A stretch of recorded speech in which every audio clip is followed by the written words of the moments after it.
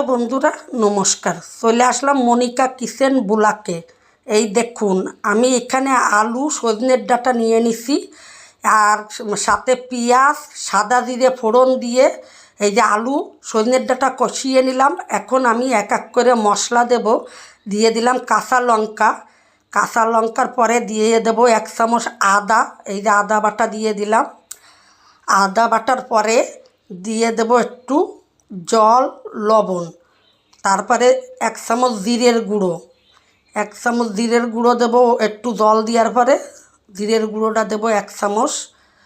এই যে জিরের গুঁড়োটা দিয়ে দিলাম 1 চামচ। এখন আমি এইটা সুন্দর করে কষিয়ে নেব। আর এর ভিতরে একটা কথা বলতেছি, আমি নতুন বয়স বসাচ্ছি, ভুল হলে ক্ষমা করবেন। এই যে আমি এখানে কাতলা মাছ বেজে রাখছি 1/2 কিলো, মাথা দিয়ে 150 টাকা দিয়ে কিনেছি। মাথা লিজা দিয়ে এই সজনের ডাঁটা দিয়ে ঝোল হবে। এখন এই যে সুন্দর করে কষানো হয়ে গেছে, তেল ছেড়ে দিছে। এখন আমি এর ভিতরে জল দিয়ে দেব। এই যে জল দিয়ে দিলাম। এখন সুন্দর করে এইটা হয়ে যাবে। হয়ে যাওয়ার পরে আমি এখন একটু ধনিয়ার পাতা দেব। ধনিয়ার পাতা দিয়ে নামাবো। এই যে হয়ে গেছে, এখন আমি মাছগুলো দিয়ে দেব। মাছের পরে আবার ধনিয়ার পাতা দেব। নতুন বয়স বসানো শিখেছি, ভুল হলে ক্ষমা করবেন, আবারও বলে দিলাম। এই যে ধনিয়ার পাতাটা দিয়ে দেব। ধনিয়ার পাতা দিয়ে দিলাম, দিয়ে একটু নেড়ে দেব যাতে ধনিয়ার পাতাটা সিদ্ধ হয়।